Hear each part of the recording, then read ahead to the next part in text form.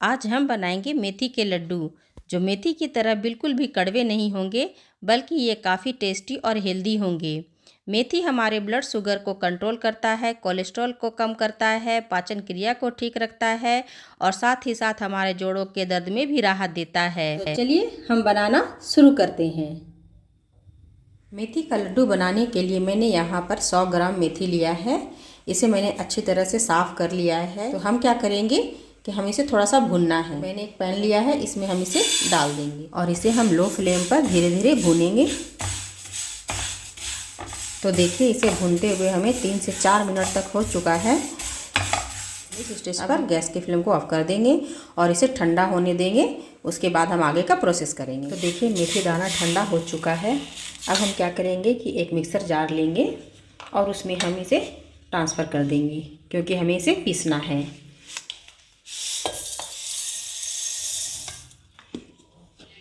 तो देखिए, मैंने मेथी को पीस लिया है। ये देखिए, चलिए मैं आपको दिखाती हूँ। ये देखिए,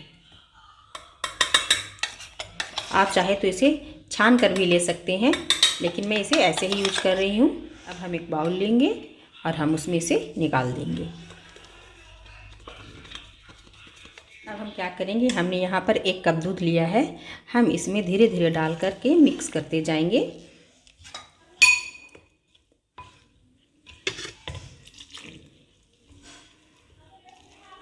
देखिए, पूरा 1 कप दूध मैंने लिया है और सभी को हमने इसमें डाल दिया है। अब इसे अच्छी तरह से मिक्स कर लेंगे। दूध डालने से क्या होगा ना, मेथी का जो कड़वापन है वो निकल जाएगा। अब हम क्या करेंगे, इसको ढक करके 3 से 4 घंटे के लिए छोड़ देंगे। अगर आपके पास टाइम है तो आप इसे ओवरनाइट भी रख सकते हैं। चलिए, जब तक मेथी फूलकर तैयार होता है तब तक हम कुछ तैयारियां कर लेते हैं। तो मैंने यहाँ पर 2 कप फूल मखाने लिए हैं। इसे हमें भूनना है। तो इसके लिए हम क्या करेंगे, 1 टेबल स्पून के करीब एक कढ़ाई में घी डालेंगे और इसे गर्म होने देंगे। अब इस मखाने को हम इसमें डाल दें। लो टू मीडियम फ्लेम पर हम इसे भूनेंगे। तो देखिए, मखाने भून करके तैयार हो गए हैं। ये देखिए। तो अब हम इसे एक प्लेट में निकाल लेंगे। इसी कढ़ाई में हम डालेंगे 1 टेबल स्पून के करीब घी।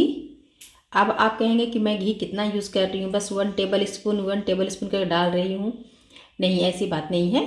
मैं पूरे प्रोसेस में 250 ग्राम का घी यूज़ कर रही हूँ। मैंने इसमें 1 टेबल स्पून घी और डाल दिया है। इसमें डालेंगे ये ड्राई फ्रूट्स, काजू, बादाम और अखरोट। ये सभी हाफ कप हैं। आप अपने अनुसार इसे कम ज़्यादा कर सकते हैं। तो इसे हम डाल देते हैं और इसे भी हम लो टू मीडियम फ्लेम पर अच्छी तरह से भून लेंगे। तो देखिए, ये भी भून करके तैयार हो गया है। अब इसे भी हम एक प्लेट में निकाल लेते हैं। अब मैंने लिया यहाँ पर सूखा नारियल, इसे मैंने ग्रेट कर लिया है। इसे भी हम इसमें डाल करके भून लेंगे। तो देखिए, ये भी भून चुका है। इसे भी हम निकाल लेंगे। अब मैंने लिया यहाँ पर 1 टेबल स्पून के करीब 1 टेबल स्पून मिलन सीड, इसको भी हम भून लेंगे।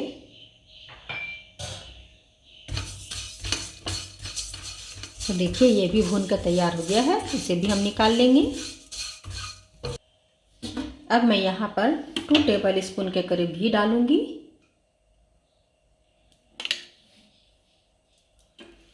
और इसे गर्म होने देंगे, क्योंकि हमें गोंद को फ्राई करना है। मैंने यहाँ हाफ कप गोंद लिया है।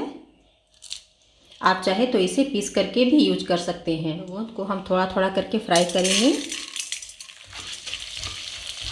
गोंद को फ्राई करने का सबसे अच्छा तरीका है कि इसे लो टू मीडियम फ्लेम पर ही फ्राई करें। नहीं तो आप तेज़ फ्लेम पर आप इसे फ्राई करोगे ना, तो ये अंदर से कच्चा रह जाएगा और ऊपर से पक जाएगा। और उसके बाद जब आप इसको खाओगे ना, तो आपके दांत में वो चिपकने लगेगा। इसलिए इसे हमेशा मीडियम फ्लेम पर ही फ्राई करें। तो देखिए, कितना अच्छा तरह से खिल गया है ना ये। अब हम इसे निकाल लेंगे। तो देखिए, इतना थोड़ा सा घी बच गया है। तो हम क्या करेंगे, इसमें थोड़ा सा घी और डालेंगे। मैं इसमें डालूँगी 1 कप, ये है सिंघाड़े का आटा। तो इसमें मैं इसको डाल दूँगी और इसे भूनूँगी। आप चाहे तो इसकी जगह पर गेहूं का आटा भी यूज कर सकते हैं।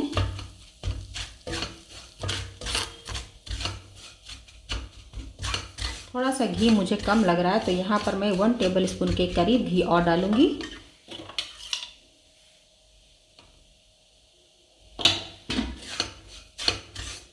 और इसे हम लो टू मीडियम फ्लेम पर भूनेंगे। तो देखिए ये भी भून करके तैयार हो गया है। हम इसे भी निकाल देते हैं। देखिए 4 घंटे हो चुके हैं मेथी को फूलने दिए हुए। एक बार हम इसे देख लेते हैं। देखिए इसने सारे दूध को पी लिया है।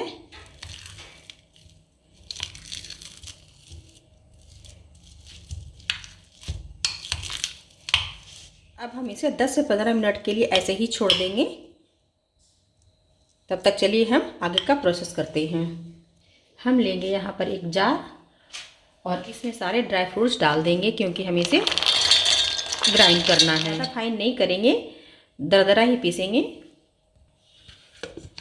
ये देखिए इस तरह से पीसेंगे। क्या करेंगे कि हमने जो जिसमें सिंघाड़े का आटा निकाल के रखा था ना भूनकर, इसी में हम सबको डालते जाएंगे। इसी तरह हम मखाने को भी पीस लेंगे। मखाने को भी इसी में निकाल देंगे। अब गोंद को हम थोड़ा सा क्रश कर लेंगे इस तरह से। देखिए कितना आसानी से ये क्रश हो जा रहा है। अब मैं इसे भी इस आटे में मिक्स कर दूंगी।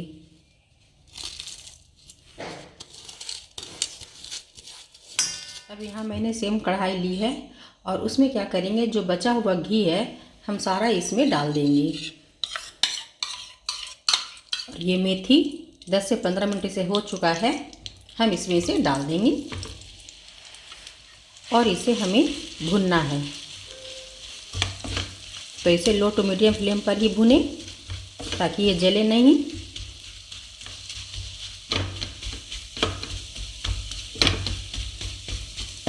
अभी इसमें आपको गांठें लग रही होगी, लेकिन जैसे जैसे हम इसे भूनते जाएंगे ना, ये सारा ख़त्म होता चला जाएगा। देखिए सारी गांठें ख़त्म हो गई है ना। अब बस इसे लगातार इसी तरह से भूनना है हमें। देखिए इसे भूनते हुए हमें 7 मिनट हो चुके हैं। अब इससे बहुत अच्छी खुशबू भी आ रही है। तो अब हम इसे निकाल लेंगे। हमने मेथी को निकाल लिया है। अब हम ये नारियल और जो मैंने तिल और इलन सीड मिला के रखा है उसे भी हम इसमें डाल देंगे। अब सभी को हम अच्छी तरह से मिक्स कर देंगे। हम इसे हाथ से अच्छी तरह से मिक्स कर लेंगे। देखिए ये अच्छी तरह से मिक्स हो गया है, लेकिन ये अभी तक बना नहीं है क्योंकि इसमें कुछ मीठा तो गया ही नहीं। तो चलिए इसमें कुछ मीठा डालने के लिए आगे का प्रोसेस करते हैं। अब हमने यहाँ सेम कढ़ाई ली है, इसमें हम डाल देंगे 1 टीस्पून के करीब घी और 450 ग्राम गुड़, जिससे मैंने इसे चॉप कर लिया है ताकि ये जल्दी से मेल्ट हो जाएगा। और इसके मेल्ट होने तक हमें चलाते रहना है। हमें इसकी कोई चाशनी नहीं बनानी है, सिर्फ ये मेल्ट हो जाएगा, मुझे इतना ही तक चाहिए। देखिए गुड़ मेल्ट हो चुका है। अब हम इसे ज़्यादा नहीं पकाएंगे, बस गैस की फ्लेम को ऑफ कर देंगे। देखिए सारा गुड़ हम इसमें डाल देंगे।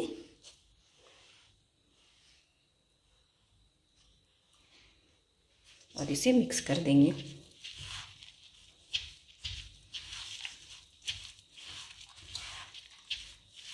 अब हम इसमें डाल देंगे 1 टीस्पून के करीब सौंठ का पाउडर, थोड़ा सा इलायची का पाउडर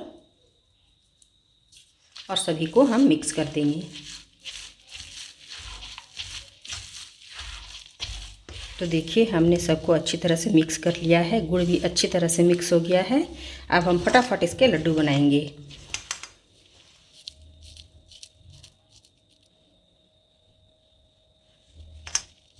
तो लीजिए हमारे मेथी के लड्डू बनकर के तैयार हैं। आप इसे रोज़ एक दूध के साथ लीजिए, आपको काफ़ी फ़ायदा मिलेगा। एक तोड़ करके दिखाती हूँ ये कितना सॉफ्ट और कितना यमी बना है। ये देखिए।